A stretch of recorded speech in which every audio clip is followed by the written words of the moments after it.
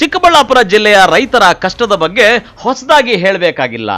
ಪಾತಾಳದಿಂದ ಬೋರ್ವೆಲ್ನಲ್ಲಿ ನೀರು ತೆಗೆದು ಬೆಳೆಗಳಿಗೆ ಹಾಯಿಸಿ ಕಷ್ಟಪಟ್ಟು ಬೆಳೆ ಬೆಳೆಯುವ ಇವರಿಗೆ ಕಾಟ ಕೊಡೋಕೆ ಮಳೆ ಬರದೇ ಇರೋದು, ಬೆಳೆಗೆ ರೋಗಗಳ ಕಾಟ, ಅತಿಯಾದಂತಹ ಮಳೆ ಬರುವಂಥದ್ದು, ಇನ್ನು ಬೆಳೆ ಇಡೋ ತೋಟಕ್ಕೆ ಬೋರ್ವೆಲ್ಗಳಿಗೆ ಕೇಬಲ್ ಕಳ್ಳರ ಕಾಟ, ಹೀಗೆ ಸಾಲು ಸಾಲು ಕಷ್ಟಗಳನ್ನು ಎದುರಿಸಿ ಬೆಳೆ ಬೆಳೆದು ಮಾರ್ಕೆಟ್ಗೆ ತಂದರೆ ಅಲ್ಲಿ ಬೆಲೆ ನಷ್ಟದ ಸಮಸ್ಯೆ. ಇಂತಹ ನರಕ ಸದೃಶ ಕಷ್ಟಗಳಲ್ಲಿರುವಂತಹ ಜಿಲ್ಲೆಯ ರೈತರಿಗೆ, ಹೂ ಬೆಳೆಗಾರರಿಗೆ ಇನ್ನೊಂದು ಸಂಕಷ್ಟ ಎದುರಾಗಿದೆ. ಈ ಬಗ್ಗೆ ಬಾಯಿ ಬಿಟ್ಟು ಹೇಳಿಕೊಳ್ಳಲಾಗದೆ, ಅನುಭವಿಸಲಾಗದೆ ಹೂ ಬೆಳೆಗಾರರು ಹೆಣಗಾಡ್ತಾ ಇದ್ದಾರೆ. ಈ ಸಮಸ್ಯೆ ಬಗ್ಗೆ ಹೇಳೋದಾದ್ರೆ ನೇರ ಭಾಷೆಯಲ್ಲಿ ಸುಲಿಗೆ ಅಂತಲೇ ಹೇಳಬಹುದು.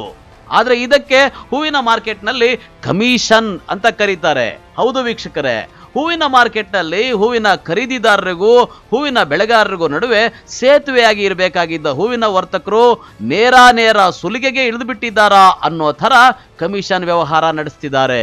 ಅದೂ ಅಷ್ಟಿಷ್ಟಲ್ಲ, ಹೇಳ್ತೀನಿ ಕೇಳಿ. ಹೂವಿನ ವ್ಯಾಪಾರಕ್ಕೆ ರೈತರು ಹರಾಜು ಮುಗಿದ ಮೇಲೆ ಹಣ ಪಡೆಯುವಾಗ 10% ಕಮಿಷನ್ ಕೊಡಬೇಕು. ಅಷ್ಟೇ ಅಲ್ಲದೆ 10 kg ಹೂವಿಗೆ 1 kg ಹೂವಿನ ತೂಕ ಮೈನಸ್ ಮಾಡ್ಕೊಳ್ಬೇಕು.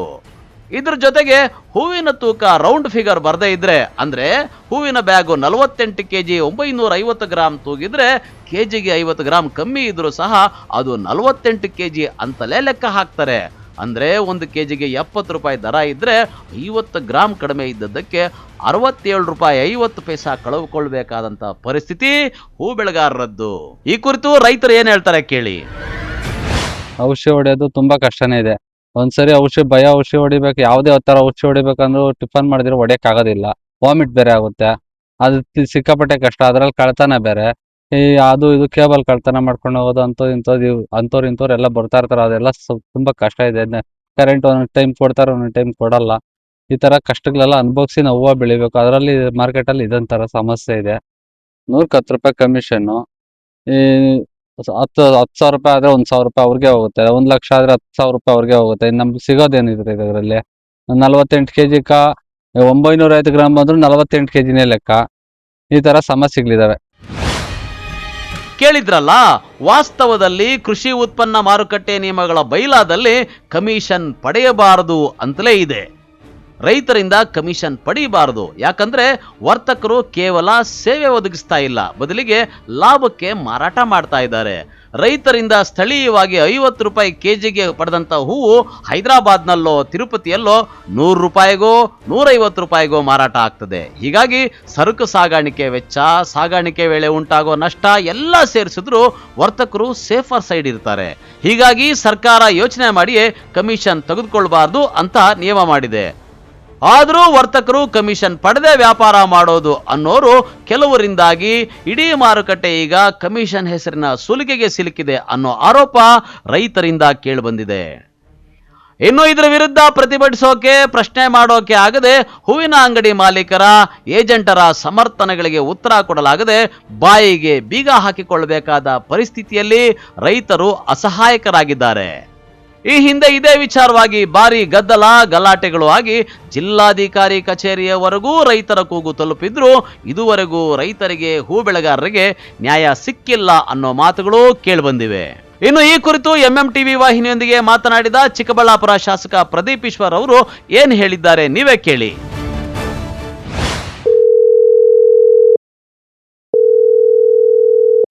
ಸರ್ ನಮಸ್ಕಾರ. ಶಾಸಕರು ಪ್ರದೀಪ್ ಈಶ್ವರ್ ಅವರಿಗೆ MMTV ವಾಹಿನಿಯಿಂದ ಸದಾಶಿವ ಆರಾಧ್ಯ ಮಾತನಾಡ್ತಾ ಇದ್ದೀನಿ. ನಮಸ್ತೆ ಸರ್. ಸರ್, ಚಿಕ್ಕಬಳ್ಳಾಪುರದ ಶಾಸಕರು ನೀವು. ಚಿಕ್ಕಬಳ್ಳಾಪುರದ ಮಾರುಕಟ್ಟೆ ಬಗ್ಗೆ, ಇಲ್ಲಿನ ರೈತರ ಪರಿಸ್ಥಿತಿ ಬಗ್ಗೆ ನಿಮಗೆಲ್ಲ ಗೊತ್ತಿರುತ್ತೆ ಅಂತ ಅನ್ಕೊಳ್ತೀನಿ. ಸಮಸ್ಯೆಯೊಂದನ್ನ ಈಗ ನಿಮ್ ಗಮನಕ್ಕೆ ತರಬೇಕಾಗಿದೆ. ನಾನು ವಿವರಿಸ್ತೀನಿ. ಆಲ್ರೆಡಿ ನನ್ನ ಗಮನಕ್ಕೆ ಬಂದಿದೆ ಸದಾಶಿವ್ ಸರ್. ಇದು ನಾನೇ ವಾಲಂಟ್ರಿ ಆಗಿ ತಗೊಂತಾ ಇರೋ ಆಕ್ಷನ್ ಇದು. ಚಿಕ್ಕಬಳ್ಳಾಪುರ ಫ್ಲವರ್ ಮಾರ್ಕೆಟ್ ಅಲ್ಲಿ ರೈತರ ಹತ್ರ ವರ್ತಕರು 10% ಕಮಿಷನ್ ತಗೊಂತಾ ಇದ್ದಾರೆ, ಮತ್ತೆ 1 kg ಹೂವ ಲೆಸ್ ಮಾಡ್ತಿದ್ದಾರೆ ಅಂತೇಳಿ ನನಗೊಂದು ಜನ ರೈತರು ಬಂದು ಮನವಿ ಕೊಟ್ಟಿದ್ದಾರೆ. ಹೌದು. ಕಾನೂನಲ್ಲಿ ಏನಿದೆ ಅಂದ್ರೆ ಅವ್ರು ಯಾವುದೇ ಕಾರಣಕ್ಕೆ ರೈತರ ಹತ್ರ ಕಮಿಷನ್ ತಗೋಬಾರ್ದು. ಅವರು ವರ್ತಕರೇನು ಮಾಡ್ತಿದ್ದಾರೆ, ಅವರು ರಾಜಾರೋಷವಾಗಿ ಏನೋ ಸರ್ಕಾರ ಕಾನೂನು ಅವರ ಅಪ್ಪಂದು ಅನ್ನೋ ತರ 10% ಕಮಿಷನ್ 1 kg ಹೂವ ಲೆಸ್ ಮಾಡೋದು ಹಿಂಗೆಲ್ಲ ರೈತರಿಗೆ ತೊಂದರೆ ಮಾಡ್ತಿದ್ದಾರೆ. ಸರಿ. ಸೊ ನಾನೆಲ್ಲಾ ಫ್ಲವರ್ ಮಾರ್ಕೆಟ್ ನ ವರ್ತಕರಿಗೆ ವಾರ್ನ್ ಮಾಡ್ತಾ ಇದ್ದೀನಿ. ಹಾ ಇದು ರಿಪೀಟ್ ಆದ್ರೆ ನಾನೆಲ್ಲ ಟ್ರೇಡ್ ಲೈಸೆನ್ಸ್ ಕ್ಯಾನ್ಸಲ್ ಮಾಡಿಸ್ತೀನಿ. ಈಗಾಗಲೇ ನಾನು ಈ ಸಂದರ್ಭ ನಾನು ಸಂಬಂಧಪಟ್ಟ ಎಲ್ರಿಗೂ, ಇದನ್ನ APMC ಸ್ಟೇಟ್ ಡೈರೆಕ್ಟರ್ಗೆ, APMC ಮಿನಿಸ್ಟರ್ಗೆ ಮತ್ತೆ ಸಂಬಂಧಪಟ್ಟ ಅಧಿಕಾರಿಗಳಿಗೆ ಎಲ್ರಿಗೂ ನಾನು ಈಗಾಗಲೇ ನಿನ್ನೆ ಪತ್ರ ಬರೆದಿದ್ದೀನಿ. ಸರಿ. ನಿನ್ನೆ ಪತ್ರ ಬರೆದಿದ್ದೀನಿ, ಮೋಸ್ಟ್ಲಿ ವೆರಿ ಸೂನ್. ಮತ್ತೆ ಅಲ್ಲಿ ಕೆಲವರೆಲ್ಲ 2-3 ಲೈಸೆನ್ಸ್ ಅಂದ್ರೆ ಕಾನೂನು ವಿರುದ್ಧವಾಗಿ ಮಾಡಿ ರೈತರನ್ನ ಎಕ್ಸ್ಪ್ಲಾಯ್ಟ್ ಮಾಡ್ತಿದ್ದಾರೆ. ನಾನಂತೂ ಸರಿಸುಮಾರು ನನ್ನ ಕ್ಷೇತ್ರದ 10-15 ಸಾವಿರ ರೈತರಿಗೆ ಇದು ಅನುಕೂಲ ಆಗ್ಬೇಕು. ನಾನೆಲ್ಲ ವರ್ತಕರಿಗೆ ಹೇಳ್ತೀನಿ, ಇನ್ನು ಮುಂದೆ ಏನಾದ್ರು ಕಮಿಷನ್ ತಗೊಳ್ಳೋದು ನನ್ನ ಗಮನಕ್ಕೆ ಬಂದ್ರೆ ನಾನು ಸುಮ್ಮನೆ ಯಾರನ್ನು ನಾನು ಹೇಳ್ತಾ ಇದ್ದೀನಿ, ಟ್ರೇಡ್ ಲೈಸೆನ್ಸ್ ಕ್ಯಾನ್ಸಲ್ ಮಾಡ್ತೀನಿ, FIR ರಿಜಿಸ್ಟರ್ ಮಾಡ್ತೀನಿ. ಮತ್ತೆ ಅವರು ವರ್ತಕರು ಇವ್ರು ಇನ್ಫ್ಲೂಯೆನ್ಸ್ ಮಾಡಕ್ಕೆಲ್ಲ ಬಂದ್ರೆ ಅದಕ್ಕೆ ಜಗ್ಗವ್ ನಾನಲ್ಲ ಸರ್. ಸರ್, ಈಗ ಏನಾಗಿದೆ ಅಂದ್ರೆ ತೂಕದಲ್ಲಿ ಕೂಡ ಒಂದು ಕಡೆ 10 kg ಹೂವಕ್ಕೆ 1 kg ಲೆಸ್ ಮಾಡೋದು ಅಲ್ಲದೆ, ಒಂದು ವೇಳೆ 49 kg 950 ಗ್ರಾಮ್ ಬಂದ್ರೆ ಅವ್ರ ತೂಕ 49 kg 950 ಗ್ರಾಮ್ ಬಂದ್ರೆ 50 ಗ್ರಾಮ್ ಕಡಿಮೆ ಇರೋದಕ್ಕೂ ಆ 1 kgಯನ್ನ ಕನ್ಸಿಡರ್ ಮಾಡೋದಿಲ್ಲ. ಬದಲಿಗೆ ಅದನ್ನ 49 kg ಅಂತಲೇ ಲೆಕ್ಕ ತಗೊಳ್ತಾರೆ. ಈ ರೀತಿನಲ್ಲೂ ನಷ್ಟ ಆಗ್ತಾ ಇದೆ. ಮತ್ತೆ 10 kg ಹೂವಕ್ಕೆ 1 kg ಲೆಸ್ ಮಾಡ್ತಾರೆ, ಆ ರೀತಿಯಲ್ಲೂ ನಷ್ಟ ಆಗ್ತಾ ಇದೆ. ಜೊತೆಗೆ ದುಡ್ಡು ಕೊಡೋ ವಿಷಯದಲ್ಲಿ 10% ಕಮಿಷನ್ ತಗೊಳ್ತಿದ್ದಾರೆ. ಸರ್, ನಾನು ಎಲ್ಲಾ ರೈತರಿಗೆ ರಿಕ್ವೆಸ್ಟ್ ಮಾಡೋದು, ನಾವು ರೈತರ ಪರ, ಈ ವರ್ತಕರ ಈ ದಬ್ಬಾಳಿತನಕ್ಕೆ ನಾನು ಬ್ರೇಕ್ ಹಾಕ್ತೀನಿ. ಈ ವರ್ತಕರದು ಒಳ್ಳೆ ವರ್ತಕರಿದ್ದಾರೆ, ನಾನು ಇಲ್ಲ ಅಂತ ಹೇಳ್ತಿಲ್ಲ. ಆದ್ರೆ ಈ ವರ್ತಕರದು ಒಂದು ಮಾಫಿಯಾ ಆಗೋಗಿದೆ ಚಿಕ್ಕಬಳ್ಳಾಪುರದಲ್ಲಿ. ಏನಾಗೋಗಿದೆ, ವಿಶೇಷವಾಗಿ ಫ್ಲವರ್ ಮಾರ್ಕೆಟ್ ಅವ್ರದ್ದು. ಅವರು ಇನ್ನು ಅವ್ರ ಹತ್ರ ಹೋಗ್ತೀನಿ ಇವ್ರ ಹತ್ರ ಹೋಗ್ತೀನಿ ಅಂದ್ರೆ ಅವೆಲ್ಲ ನನ್ನ ಹತ್ರ ನಡೆಯಲ್ಲ. ಕಾನೂನ ಫಾಲೋ ಮಾಡ್ಬೇಕು. ಇಂತ ಗೊಡ್ಡು ಬೆದರಿಕೆಗಳು ಹಾಕುವಂತ ಮಾಫಿಯಾ ಫ್ಲವರ್ ಮಾರ್ಕೆಟ್ ಅಲ್ಲಿ ಕುತ್ಕೊಂಡಿದೆ. ನಾನು ಇವ್ರಿಗೆ ವಾರ್ನ್ ಮಾಡ್ತಾ ಇದ್ದೀನಿ. ಮಾಡ್ತಿದ್ದೀನಿ. ಯಾಕೆಂದ್ರೆ ಅಲ್ಲೆಲ್ಲ ಬಹಳ ವರ್ತಕರು ಕೆಲವರು ಇನ್ಫ್ಲೂಯೆನ್ಸರ್ಸ್ ಇದ್ದಾರೆ. ನಾನು ಅವ್ರಿಗೆ ವಾರ್ನ್ ಮಾಡ್ತಿದ್ದೀನಿ, ಯಾರಾದ್ರೂ ಐ ಡೋಂಟ್ ಕೇರ್, ನಾಳೆಯಿಂದ ಕಮಿಷನ್ ತಗೊಳ್ಳೋದು ನಿಲ್ಲಿಸ್ಬೇಕು. ನೀವೇನಾದ್ರು ತಗೊಳ್ಳೋದು ಕಂಟಿನ್ಯೂ ಮಾಡಿ ಕಾನೂನು ವಿರುದ್ಧ ಹೋದ್ರೆ ನಾನು ಲೈಸೆನ್ಸ್ ಕ್ಯಾನ್ಸಲ್ ಮಾಡಿಸ್ತೀನಿ. ಮತ್ತೆ ಇನ್ನೊಂದು ವಿಶೇಷ ಸರ್, ಅಲ್ಲಿ ಏನಾಗ್ತಿದೆ, ನಾನು APMC ಮಾರ್ಕೊಟ್ನೆಲ್ಲ ಹಳೆ APMCಗೆ ಈಗ ಹೊಸ ಮಾರುಕಟ್ಟೆ ಆಗಕ್ಕೆ ಇನ್ನೊಂದು 2-3 ವರ್ಷ ಆಗುತ್ತೆ ಸರ್. ಮತ್ತೆ ಅಲ್ಲಿ ಏನಾಗ್ತಿದೆ, ಇರೋ ಪ್ರೈವೇಟ್ ಲ್ಯಾಂಡ್ ಅಲ್ಲಿ ಮೂಲಭೂತ ಸೌಲಭ್ಯಗಳನ್ನ ಕೊಡಕ್ ಆಗ್ತಿಲ್ಲ. ಏನಾಗಿದೆ, ಪ್ರೈವೇಟ್ ಲ್ಯಾಂಡ್ ಆಗಿರೋದ್ರಿಂದ ನೀವು ಅಲ್ಲಿ ರೋಡ್ ಹಾಕಕ್ಕಾಗಲ್ಲ, ಟಾಯ್ಲೆಟ್ಸ್ ಕಟ್ಟಕ್ಕಾಗಲ್ಲ. ನಾವಿನ್ನ ಹೊಸ ಮಾರ್ಕೆಟ್ ಆಗೋದು ಇನ್ನೊಂದು 2-3 years ಆಗುತ್ತೆ ಸರ್. ಬಿಕಾಸ್ ಒಂದು 100-120 ಕೋಟಿದೊಂದು ಮಾರ್ಕೆಟ್ ಕಟ್ಟಬೇಕು ಅಂದ್ರೆ ಅಷ್ಟು ಈಸಿಯಾಗಿ ಆಗಲ್ಲ. ಸೊ ಅಲ್ಲಿವರೆಗೂ ಹಳೆ APMC ಮಾರುಕಟ್ಟೆಗೆ ಶಿಫ್ಟ್ ಮಾಡ್ಬೋದಾ ಅಂತ ನಾನು ಸ್ಟೇಟ್ ಮಿನಿಸ್ಟರ್ಸ್ಗೆ ಒಂದು ಪತ್ರ ಬರೆದಿದ್ದೀನಿ. ನೋಡಿ ಸರ್, ಗರಿಷ್ಠ ಮಟ್ಟದಲ್ಲಿ ಹೂ ಬೆಳೆಗಾರರಿಗೆ ಇವತ್ತಿನ ದಿವಸ ಒಂದು ಸರ್ಕಾರದ ಬೆಂಬಲ ಅಗತ್ಯವಾಗಿದೆ.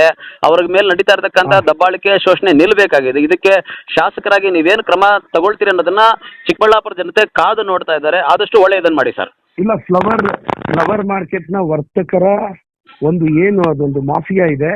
ಅದಕ್ಕಂತೂ ನಾನು ಕಡಿವಾಣ ಹಾಕ್ತೀನಿ, ರೈತರ ಪರ ನಿಲ್ತೀನಿ. ರೈತರು ದಯವಿಟ್ಟು ಸಹಕರಿಸಿ. ಪರವಾಗಿಲ್ಲ, ಅವ್ರಿಗೆ ಕಾನೂನು ರೀತಿ ಬಿಸ್ನೆಸ್ ಮಾಡಕ್ ಆ ವರ್ತಕರಿಗೆ ಬರಲ್ಲ ಅಂದ್ರೆ ಅಂಗಡಿ ಬಾಗ್ಲು ಹಾಕೊಂಡು ಹೋಗ್ಲಿ. ಕಾನೂನು ರೀತಿ ಬಿಸ್ನೆಸ್ ಮಾಡೋರು ಬೇಜಾನ್ ಜನ ಇದ್ದಾರೆ, ಅವ್ರು ಬಂದು ಬಿಸ್ನೆಸ್ ಮಾಡ್ತಾರೆ. ಆಯ್ತು ಸರ್, ನಮ್ಮ ವಾಹಿನಿಯೊಂದಿಗೆ ಮಾತನಾಡೋದಕ್ಕೆ ಧನ್ಯವಾದಗಳು ಸರ್. Thank you sir. ನಮಸ್ಕಾರ. ಚಿಕ್ಕಬಳ್ಳಾಪುರ ಶಾಸಕ ಪ್ರದೀಪ್ ಈಶ್ವರ್ ಈ ರೀತಿ ಕ್ರಮಕ್ಕೆ ಮುಂದಾಗಿ ಹೂ ಬೆಳೆಗಾರರ ಸಂಕಷ್ಟಕ್ಕೆ ಸ್ಪಂದಿಸಿ ತಡೆ ಹಾಕಿರೋದು, ಹೂ ಬೆಳೆಗಾರರಿಗೆ ಆಗ್ತಿರೋ ಅನ್ಯಾಯ ತಡೆಯಲು ಹೊರಟಿರೋದು, ಹೂ ಬೆಳೆಗಾರರ ಮೇಲೆ ಬಿದ್ದಿರೋ ಕಮಿಷನ್ ಸುಲಿಗೆ ಭಾರವನ್ನ ಕಡಿಮೆ ಮಾಡುತ್ತಾ ಕಾದು ನೋಡಬೇಕಾಗಿದೆ. ಸದಾಶಿವ ಆರಾಧ್ಯ, MMTV ನ್ಯೂಸ್ ಬ್ಯೂರೋ, ಚಿಕ್ಕಬಳ್ಳಾಪುರ.